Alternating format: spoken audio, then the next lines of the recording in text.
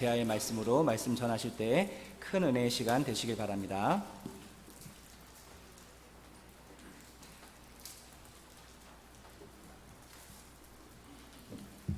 감사합니다.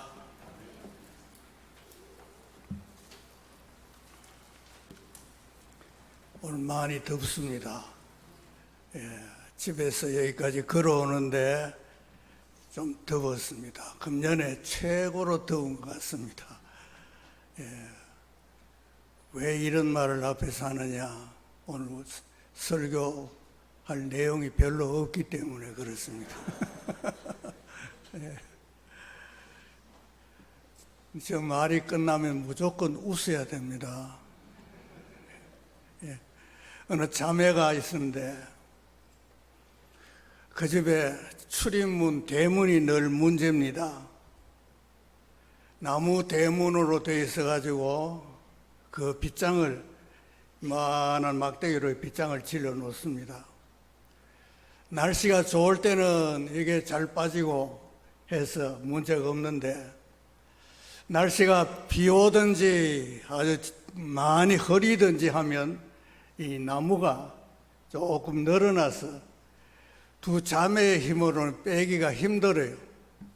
그래서 손 도끼 가지고 뒷머리를 탁탁 쳐서 문을 열고 그렇게 합니다. 새로 부임해 오신 목사님께서 신방을 가시는데 이제 자매님 집에 한번 가봐야 되겠다 하는 그날이 바로 비 오는 날이었습니다. 밖에서 왔다고 문을 두드렸습니다. 그랬더니 밖에 있던 동생이 집안에 있는 언니 보고, 언니야, 목사님 왔다 도끼 가져오너라. 그래서 목사님은 겁이 나서 도망가고 문 열어놓고 보니 없더라는 겁니다. 앞에 안에서 말하는 것하고 밖에서 듣는 것하고 차이가 있습니다. 그래서 가끔 살다 보면 오해가 생기게 되는 겁니다. 마음에는 그렇지 않는데 또 말은 엉뚱한 말이 나올 때도 있습니다. 그래서 사람 사는 것이 쉽지 않고 참 복잡하구나 하는 생각을 갖습니다. 오늘 저 설교하는 것은 저는 은혜가 되는데 여러분들은 또 은혜가 안 된다고 말할 수도 있습니다.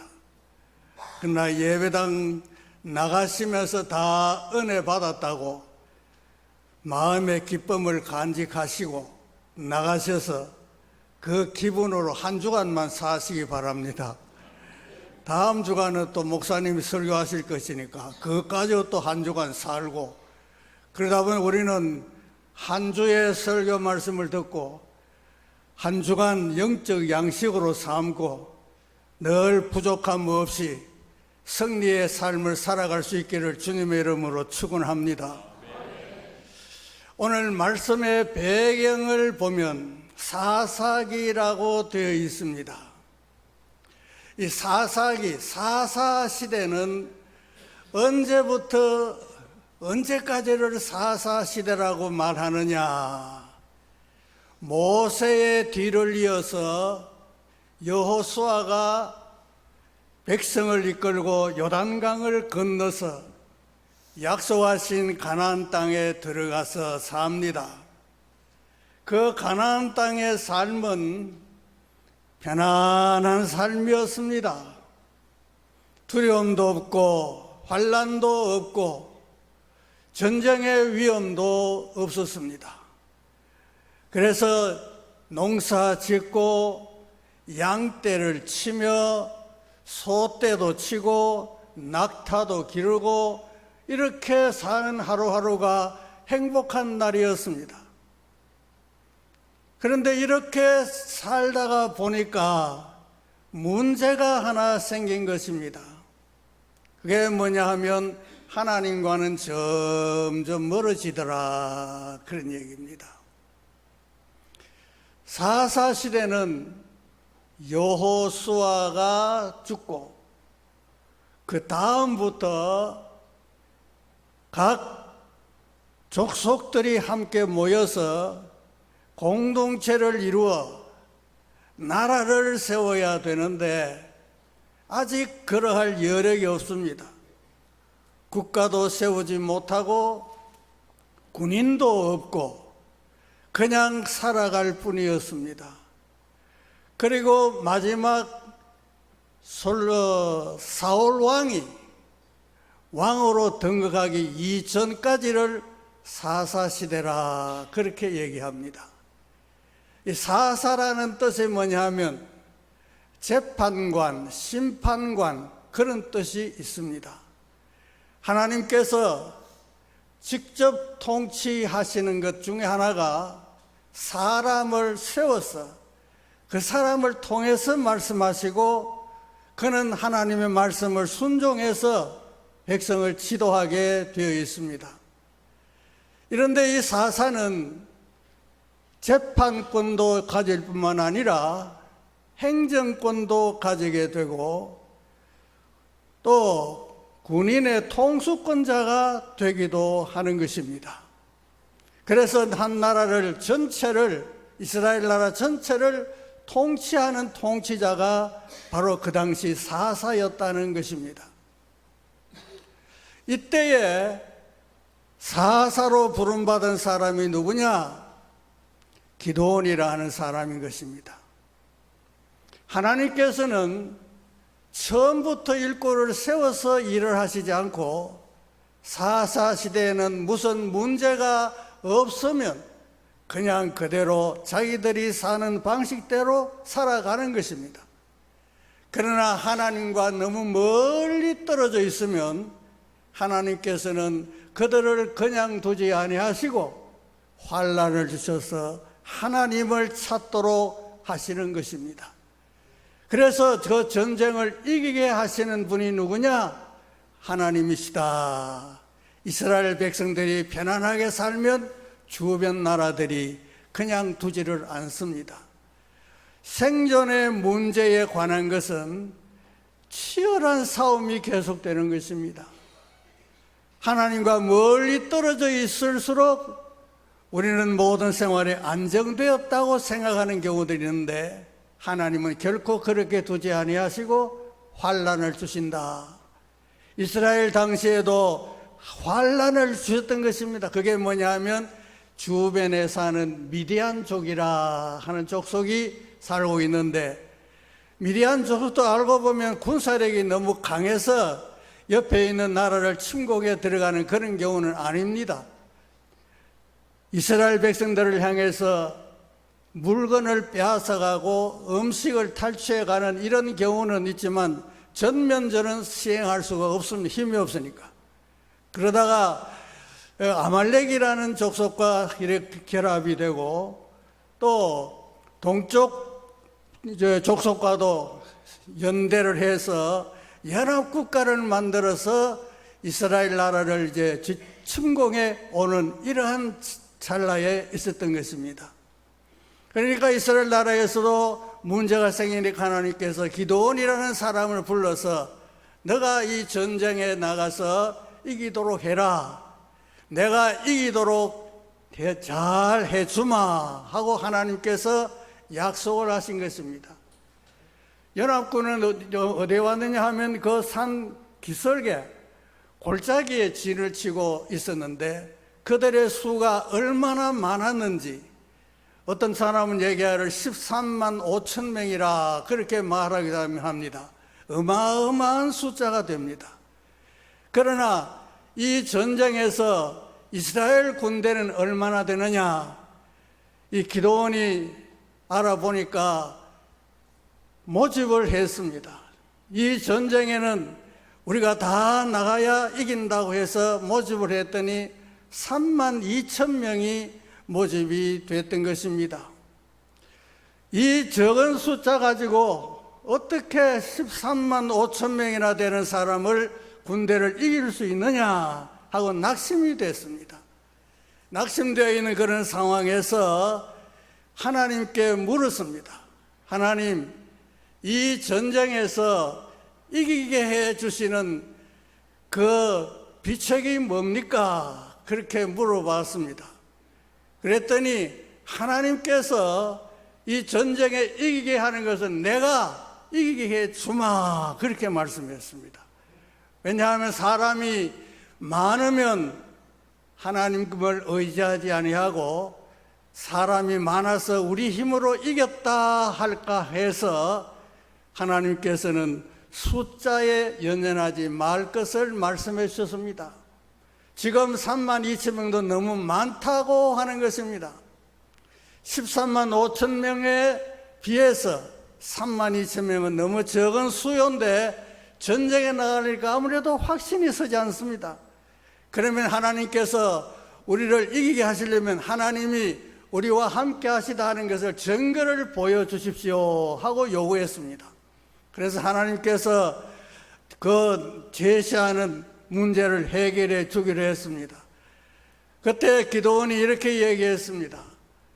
여기에 솜뭉치가 있는데 이것을 타작 마당에 둘 테니까 이슬이 내려서 솜뭉치에만 이슬이 내리고 마당에는 이슬이 내리지 않게 주옵소서. 그랬더니 아침에 보니까 솜뭉치에는 이슬이 내려서 촉촉한데 타작 마당에는 전혀 이슬이 내리지 않았습니다.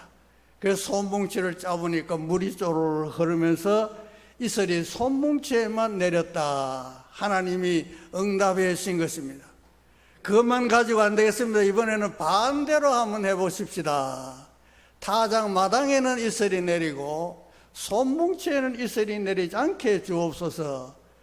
그래서 하룻밤 자고 그 다음날 보니까 솜뭉치 가지고 짜보니까 물이 하나도 안 나오고 옆에 마당에는 이슬이 내려가 촉촉하더라. 그래서 하나님이 이 전쟁에서 이기게 하시겠구나 하는 확신을 가지게 되고 믿음을 가지고 이제 이 백성들을 안전을 위해서 군대를 이끌고 전쟁에 나가려고 했습니다.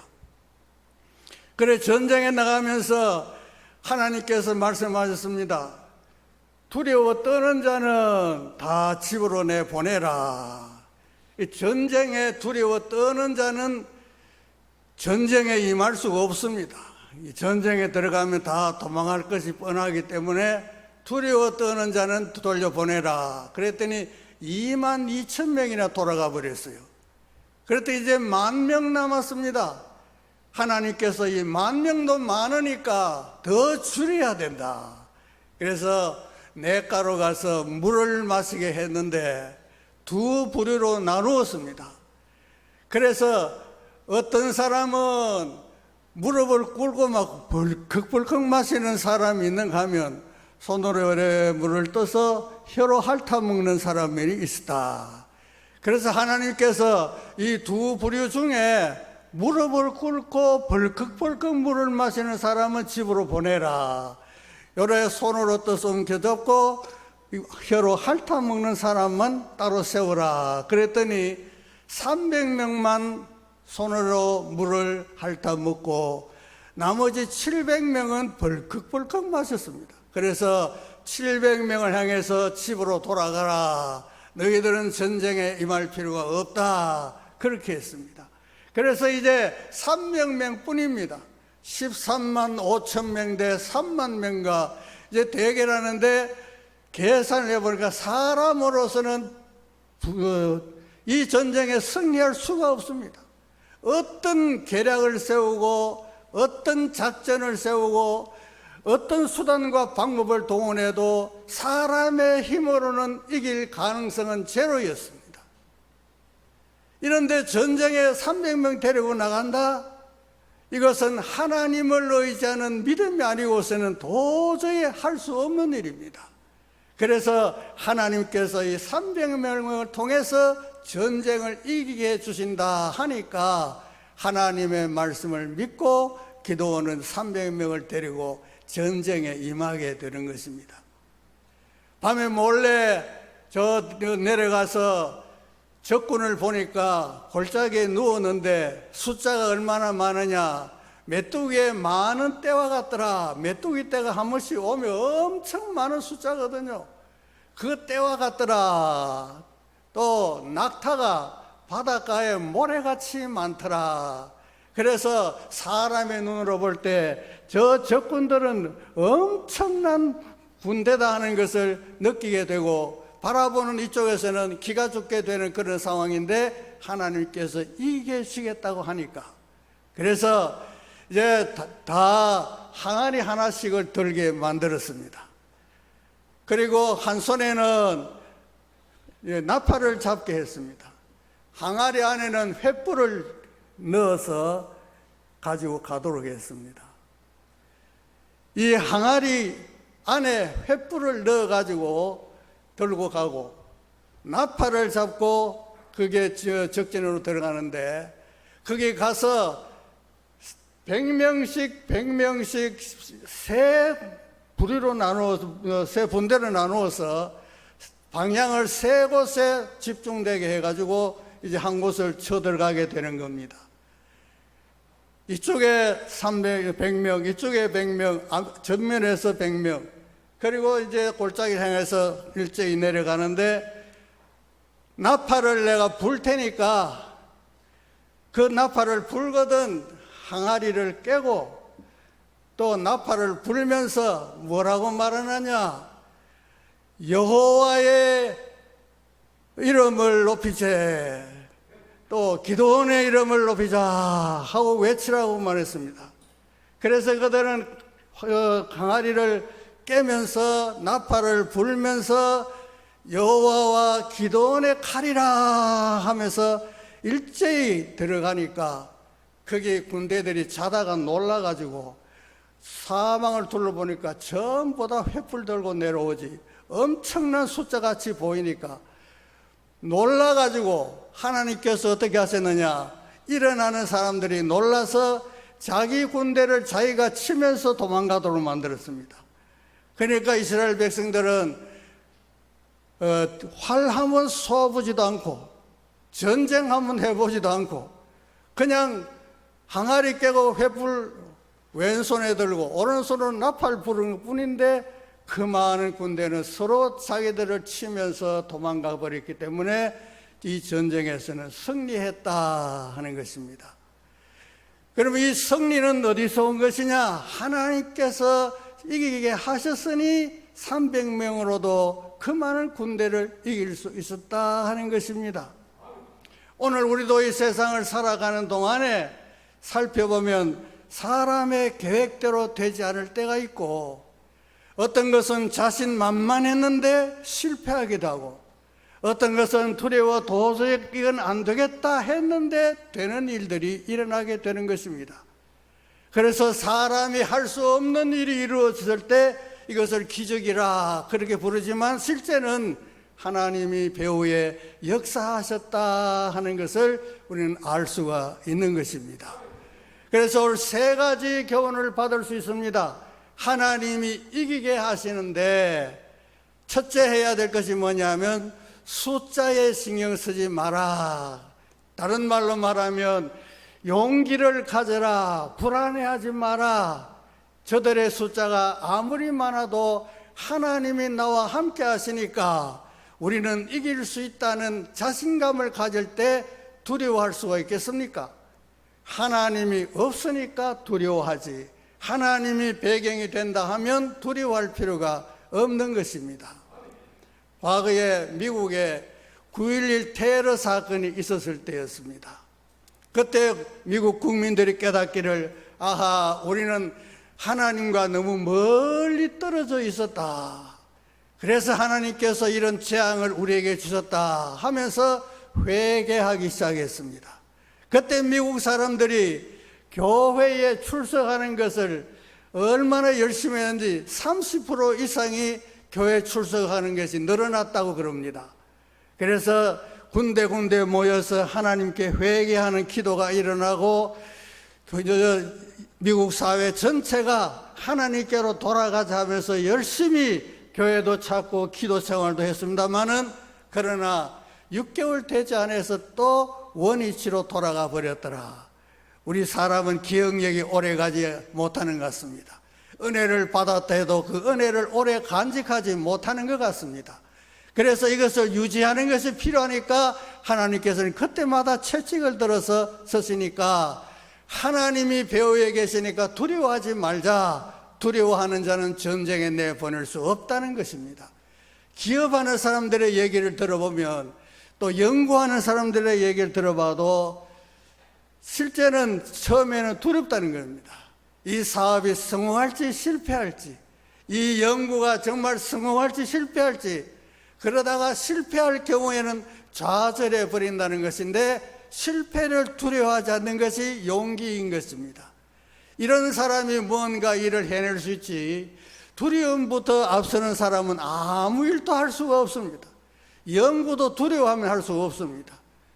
요즘 우리나라 국방에 대해서 연구하는 사람 얘기를 들어보면 수없이 실패하고 또 실패하고, 그래서 20여 년간 연구를 해도 실패했을 때 이제는 좌절해서 안 되겠다, 이제는 그만두자. 20년간 연구해도 실패했는데 이제 더 할 수 없다고 결론을 내릴만 할 때 지도자가 필요한 겁니다. 지금까지 했으니 이걸 묻어둘 수가 없다. 끈기 있게 계속해보자. 그래서 성공한 율이 상당히 많았다는 겁니다.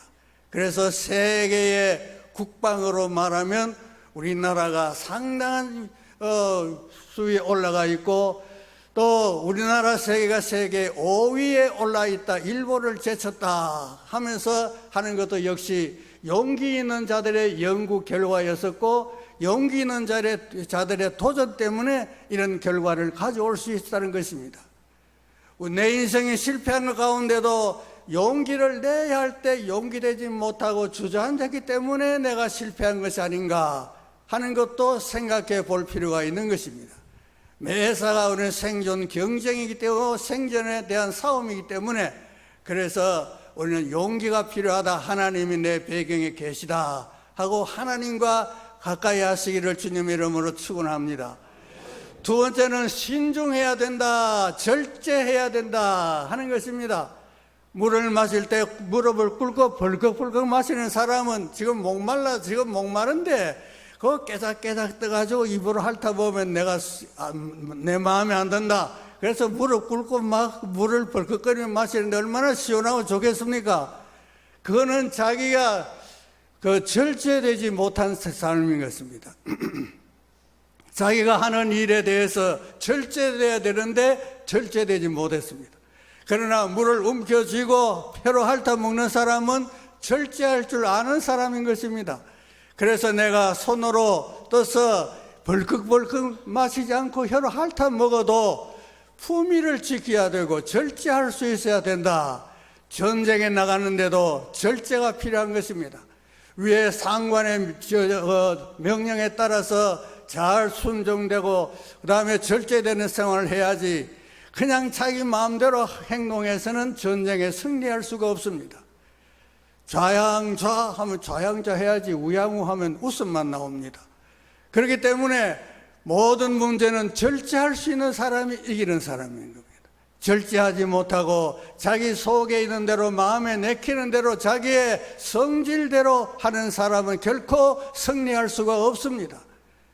오늘 이 전쟁에 나가는 것도 횃불을 항아리 아래 감추어라 했는데 그냥 막 들고 이렇게 가면 안 됩니다. 그 작전이기 때문에 전체 다가 불을 항아리 안에 딱 숨기고 있으면 캄캄해서 사람들이 잘 모르지 않습니까?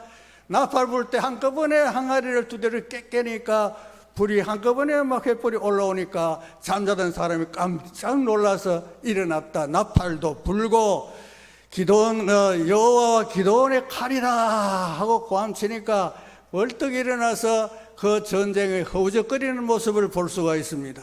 우리는 여기 절제되는 것도 항아리 안에 횃불 넣어서 나팔 불 때 깨야 되는데, 나팔 불기도 전에 막 깨가지고 혼자 난동치면 실패할 수밖에 없다는 것입니다. 우리의 일상생활 속에도 절제된 생활이 필요한 것입니다. 모든 면에 우리 자신의 품위를 잘 지켜나갈 수 있는 것이 또 우리 신앙인의 자세이기도 한 것입니다. 는 다급하다고 해서 함부로 행동하지 마시고 하나님의 말씀을 기억하면서 절제된 삶으로 사는 것이 우리를 이기게 하신 하나님께 영광을 돌리는 일인 줄 믿으시기를 바랍니다. 그다음에 세 번째는 행동하는 믿음이다. 믿음이 있다 해도 행동하지 않으면 그거는 믿음이라 할 수 없습니다. 그래서 야고보서에 있는 말씀 가운데 보면은 행함이 없는 믿음은 죽은 믿음이다, 이렇게 말했습니다. 하나님이 전쟁에 이기게 주신다니까 뭐 전쟁에 나갈 필요가 뭐 있어? 우리는 그냥 집에 있으면 되지. 하나님이 다 이기게 줄 것이니까. 이건 안 된다는 겁니다. 하나님이 이기게 하시되 하나님의 방법이 있다는 것입니다. 기도원을 불러서 저 두려워하는 자는 다 돌려보내고, 그 다음에 절제 못하는 사람은 돌려보내고, 절제 잘 되어 훈련된 병사 300만 가지고 나가서 항아리 속에 횃불을 감췄다가 나팔을 들고 이렇게 불면 사람들이 놀래서 이 전쟁에 지게 내가 만들어 줄 테니까 너희들은 나가서 싸워라. 그것이 바로 하나님이 말씀하는 것을 듣고 믿고 행동으로 옮긴 것이었습니다. 우리는 골리앗과 다윗의 전쟁에서 잘 알 수 있습니다. 다윗이 하나님의 이름으로, 여호와의 이름으로 나간다, 하나님이 이기게 줄 것을 그는 확실히 믿었던 것입니다. 그래서 다윗은 골리앗을 향해서 나갈 수 있는 용기도 있었고, 그 앞에 나가기까지 절제된 행동도 있었고, 결전에서는 물맷돌을 던져서 상대편을 쓰러뜨리겠는데 명중할 수 있게 하시리가 하나님이신 줄 믿으시기를 바랍니다. 그래서 그 전쟁에 승리할 수 있었고, 또 삼손이 낙이 턱 빼가지고 1000명을 쳐 죽였습니다. 이것도 사람으로서는 불가능한 일인데 하나님이 그렇게 하러 가시니까 명령대로 순종했더니 3000명이 자기 앞에 다 쓰러지고 말았다는 것을 알 수 있습니다. 오늘 우리도 내가 믿습니다 하고 앉아있지 말고 그 믿음을 행동으로 옮길 때 하나님은 이 일을 이루게 해줄 줄로 믿습니다. 좋은 분 한 분도 없었지요. 이제 좋으려고 하시는 분이 계시면 이제 마치겠습니다. 기도하겠습니다. 하나님 아버지, 은혜 감사합니다. 오늘도 이같이 하나님 말씀을 함께 나눌 수 있게 하신 것 감사합니다. 하나님의 말씀이 능력이 있어 우리의 마음을 감화시키게 하시고, 감화시켜 주신 이